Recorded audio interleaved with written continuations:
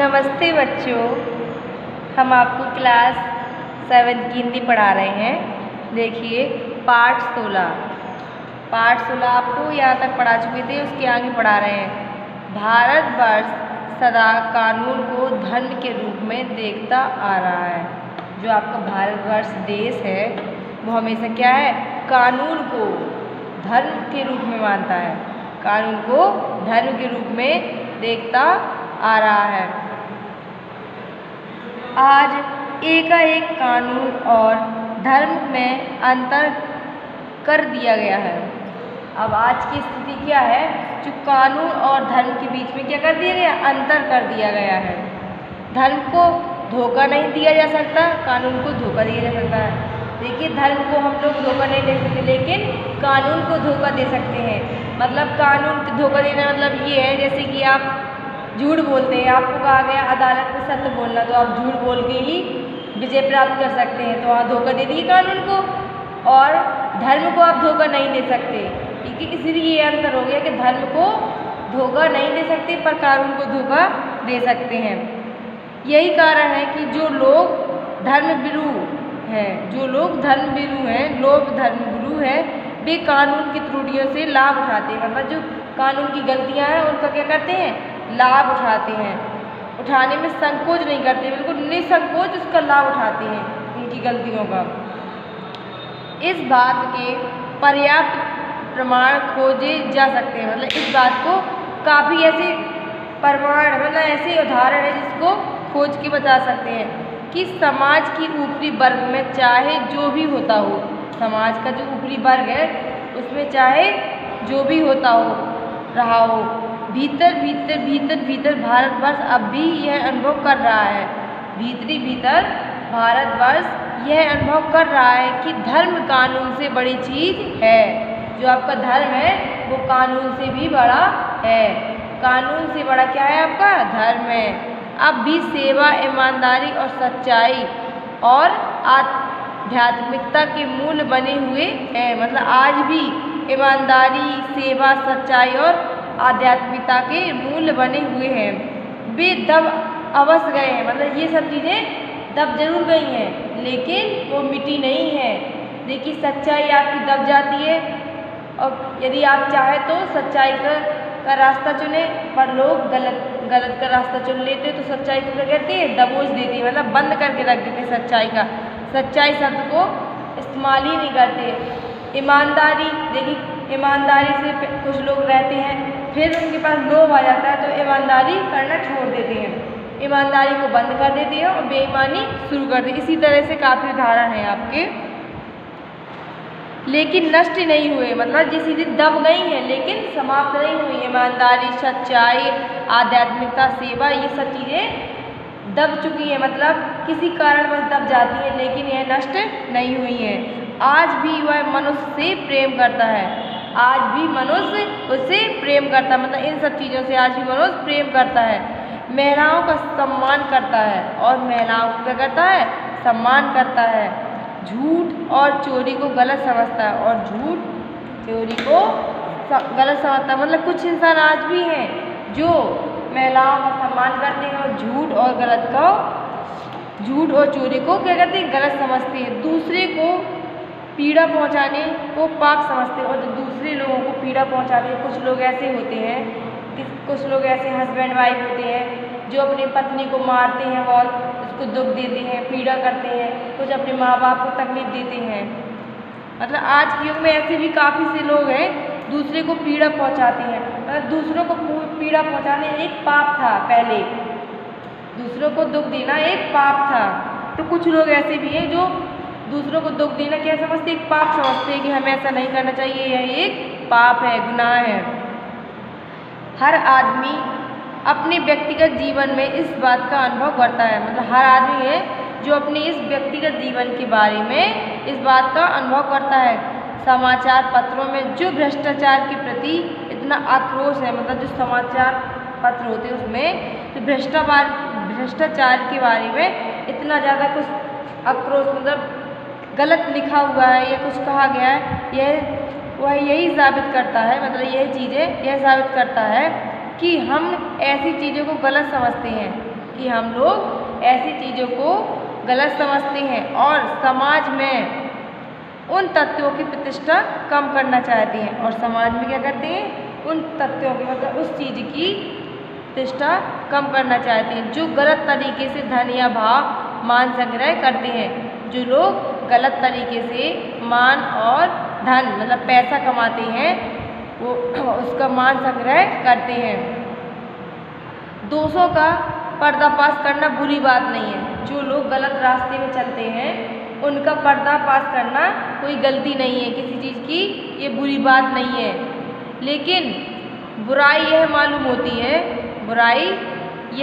होती है कि किसी के आचरण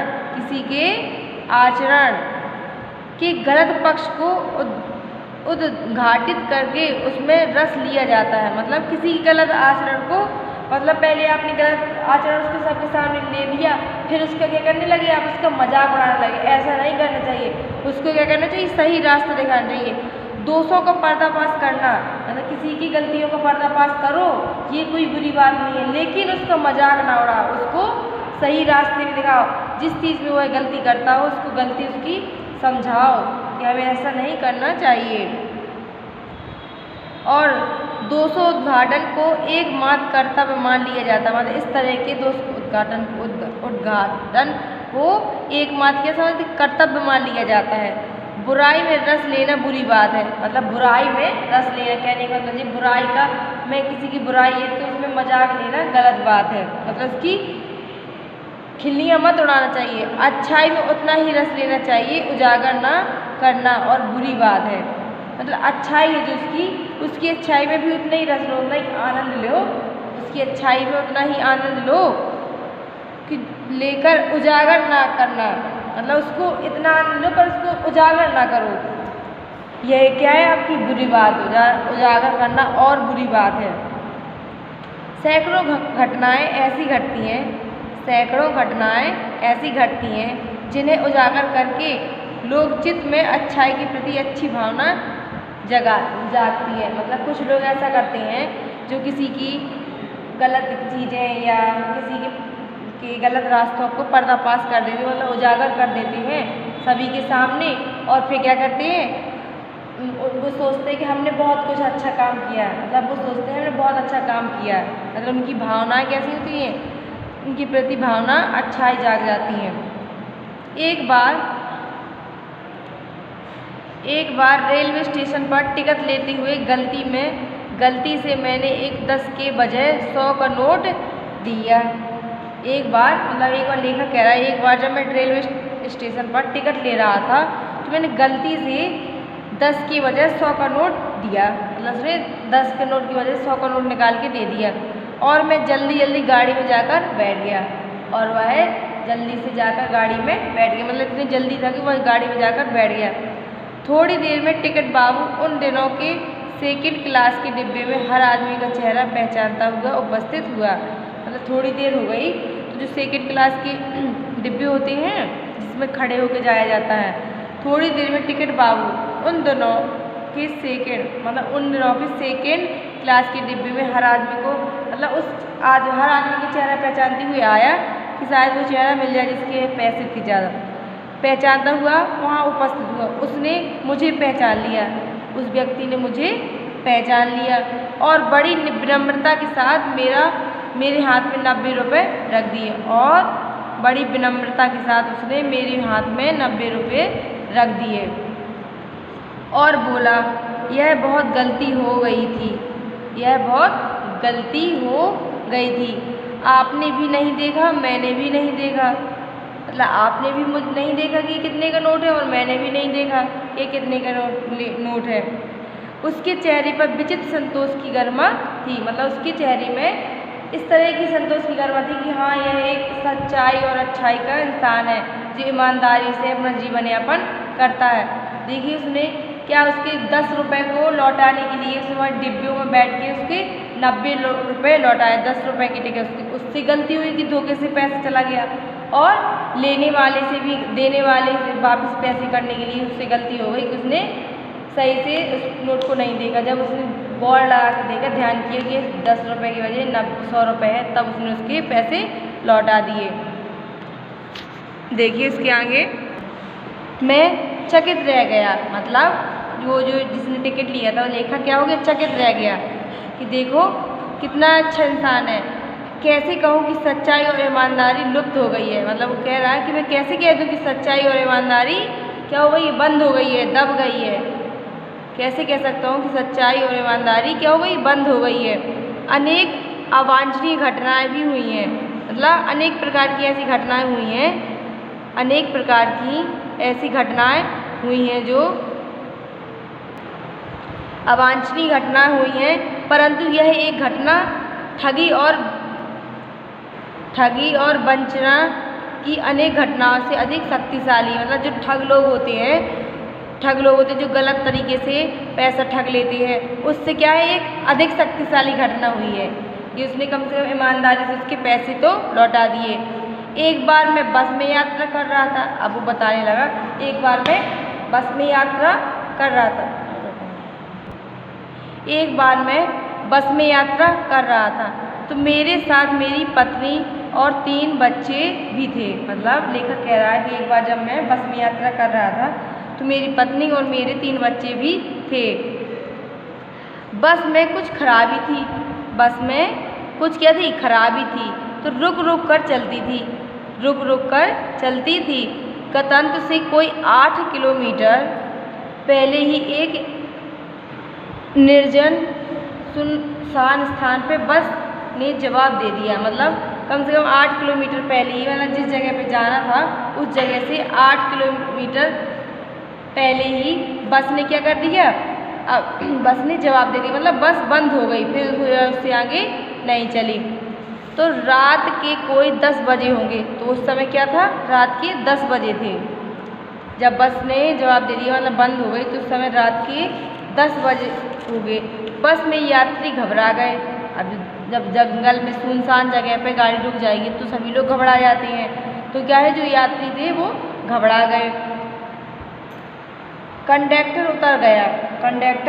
उतर गया और एक साइकिल लेकर चलता बना। एक साइकिल लेके क्या हुआ, वहाँ से चलता बना, मतलब वहाँ से एक साइकिल लेके चला गया। लोगों को संदेह हो गया कि हमें धोखा दिया जा रहा है। तो लोगों को क्या हो गया, इस तरह से संदेह हो गया कि ये देखो बस छोड़कर इस साइकिल में चला गया। तो लोगों को क्या हुआ, संदेह हुआ कि ये हमें धोखा देके जा रहा है। बस में बैठे लोगों ने तरह तरह की बातें शुरू कर दी। जो बस में जितने भी लोग बैठे थे सवारी, सब लोगों ने क्या तरह तरह की बातें कहने लगे, उसको कहने लगे कहीं लूट लेगा, ये कर लेगा, वो कर लेगा, मतलब सभी लोग अलग अलग प्रकार से बातें करने लगे। किसी ने कहा यहाँ डकैती होती है, किसी ने कहा यहाँ डकैती होती है। 2 दिन पहले इसी तरह एक बस को लूटा गया था, मतलब 2 दिन पहले कहीं ऐसा कांड हो गया हो, तो सभी लोग कहने लगे किसी बस यहाँ पे डकैती हुई थी और 2 दिन पहले यहाँ पे बस को लूटा गया था। परिवार सहित अकेला मैं ही था, सभी लोग सिंगल थे, लेकिन परिवार सहित अकेला सिर्फ लेखक ही था। बच्चों पानी पानी चिल्ला रहे, बच्चे पानी पानी चिल्ला रहे थे, बच्चे मतलब पानी के लिए चिल्ला रहे थे। पानी का कहीं ठिकाना न था, क्योंकि सुनसान जगह थी तो पानी का कहीं ठिकाना न था।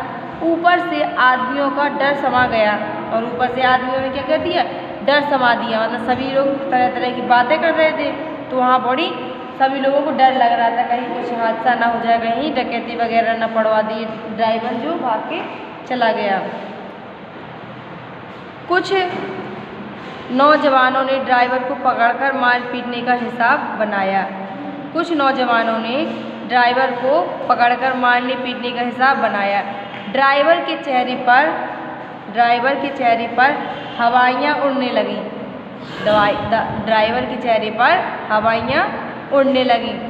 लोगों ने उसे पकड़ लिया, मतलब लोगों ने क्या किया, उसको पकड़ लिया। बस बड़े कतार ढंग से मेरी ओर देखने लगा। मतलब जो ड्राइवर था वो मतलब तिरछी निगाहों से उन लोगों को देखने लगा। हम लोग बस का कोई उपाय कर रहे हैं, बताइए। उसने कहा हम लोग कोई बस का उपाय कर रहे हैं, बताइए। ये लोग मारेंगे, उसने कहा ये लोग मारेंगे। डर तो मेरे मन में भी था, पर उसकी कतार मुद्रा देखकर मैंने यात्री को समझाया कि मारना ठीक नहीं है। मतलब उस तरह से ड्राइवर जो कंडक्टर था उस तरह से घबराया हुआ था, तो उस लेखक ने उनसे कहा इसको मारना गलत बात है। परंतु यात्री इतने घबरा गए थे कि मेरी बात सुनने को तैयार नहीं हुए। लेकिन जो यात्री थे वो इतने घबरा गए थे कि वो किसी की बात सुनने को तैयार नहीं थे, क्योंकि उनको उनके मन में गलत बातें चल रही थी। कहने लगे इसकी बातों में मत आइए। मतलब सभी यात्री कहने लगे आपस में कि इस ड्राइवर की बातों में मत आइए, धोखा दे रहा है हमें, ये धोखा दे रहा है। कंडक्टर को पहले ही डाकुओं के यहाँ भेज दिया है। कहने लगा कंडक्टर को यहाँ पहले डाकुओं के यहाँ भेज दिया है, अब वो बाद में आएंगे तो हम लोगों की चोरी डकैती करेंगे। मैं भी बहुत भयभीत था, लेखक भी क्या था, बहुत भयभीत था, पर ड्राइवर को किसी तरह मारपीट से बचाया। लेकिन उसने क्या किया, ड्राइवर को बचा लिया उसको मारपीट से। 1.5-2 घंटे बीत गए, 1.5-2 घंटे बीत चुके थे। मेरे बच्चे भोजन और पानी के लिए व्याकुल थे। लेखक के जो बच्चे थे वो भोजन और पानी के लिए क्या थे, व्याकुल थे। मेरी और पत्नी की हालत बुरी थी। मतलब उसकी पत्नी और उसकी हालत क्या थी, बुरी थी। लोगों ने ड्राइवर को मारा तो नहीं, पर उसे बस में उतार कर एक जगह घेर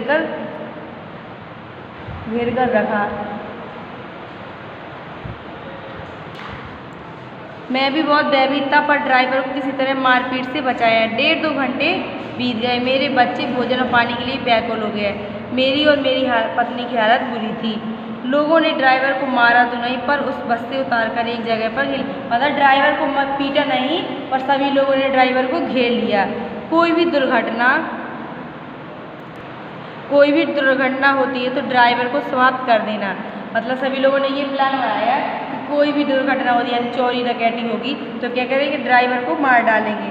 उन्हें उचित जान पड़ा, मतलब यह चीज़ उन्हें सही लगी।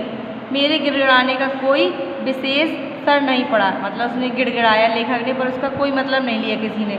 इसी समय क्या देखता हूँ कि एक खाली बस चली आ रही है, एक खाली बस चली आ रही है और उस पर हमारा बस कंडक्टर भी बैठा हुआ है। उस पर क्या है, हमारा जो बस कंडक्टर साइकिल लेके भाग खड़ा था वह बैठा हुआ है। उसने आते ही कहा अड्डे से नहीं बस लाया हूँ। कहा अड्डे से मैं नई बस लाया हूँ, इस पर बैठिए, हम सब। वह बस चलाने लायक नहीं है। उसने सब मतलब उस पर कंडक्टर ने कहा कि इस बस में बैठ जाइए और वह चलाने के लायक नहीं है।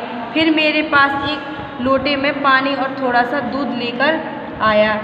फिर मेरे पास एक लोटे में पानी और थोड़ा सा दूध लेकर आया। मतलब वह कंडक्टर एक लोटे में पानी और थोड़ा सा दूध लेकर आया और बोला, पंडित जी बच्चों का रोना मुझसे देखा नहीं गया।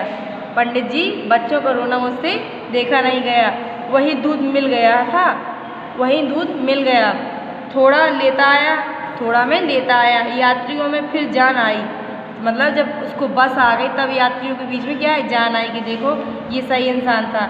सबने उसे धन्यवाद दिया। ड्राइवर ने माफ़ी मांगी और 12 बजे से पहले ही सब लोग बस अड्डे पहुँच गए। मतलब सभी लोगों ने ड्राइवर से क्या मांगी, माफ़ी मांगी और सभी लोग कहाँ पहुँच गए, सभी यात्री बस अड्डे पहुँच गए।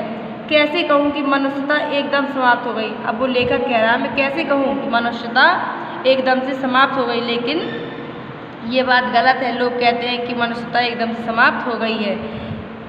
कैसे कहूँ कि लोगों में दया माया रह ही नहीं गई।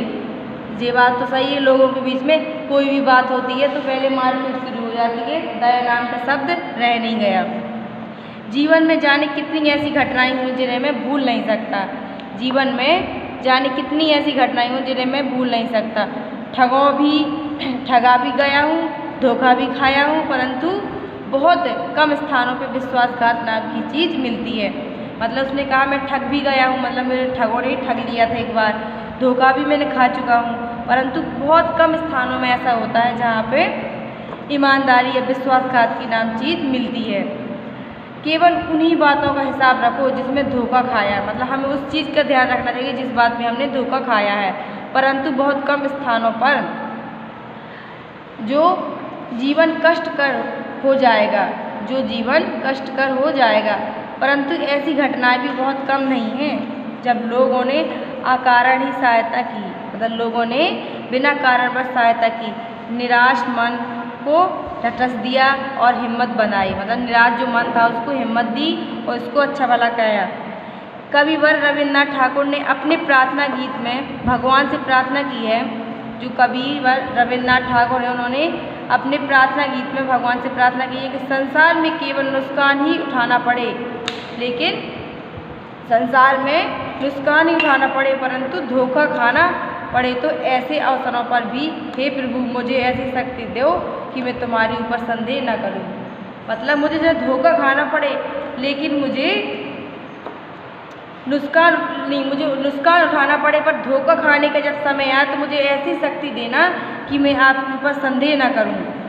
मनुष्य की बनाई विधियां गलत नतीजे तक पहुंच रही हैं। जो मनुष्य की बनाई हुई गलतियां हैं वो वहाँ गलत नतीजे तक पहुंच रही हैं, तो इन्हें बदलना होगा। मतलब जो इन चीज़ों गलत तरीके इनको क्या होगा, बदलना होगा। वस्तुतः आए दिन इन्हें बदला ही जा रहा है, कुछ लोग इसे बदलते जा रहे हैं, लेकिन जब भी आशा की ज्योति बुझी नहीं, महान भारतवर्ष को पाने की संभावना बनी हुई है, बनी रहेगी। मेरा मन निराश होने की ज़रूरत नहीं है, मतलब मुझे निराशा होने की ज़रूरत नहीं है। जो हमारे भारत देश में जिस तरह से आशा की ज्योति बुझी नहीं है, मतलब आशा की ज्योति अभी भी उज्ज्वल है, उसी तरह से हमें निराश होने की ज़रूरत नहीं है। आपका लेसन समाप्त हो गया है। कल हम आपको इसकी मीनिंग और जीवन परिचय लिखाएंगे।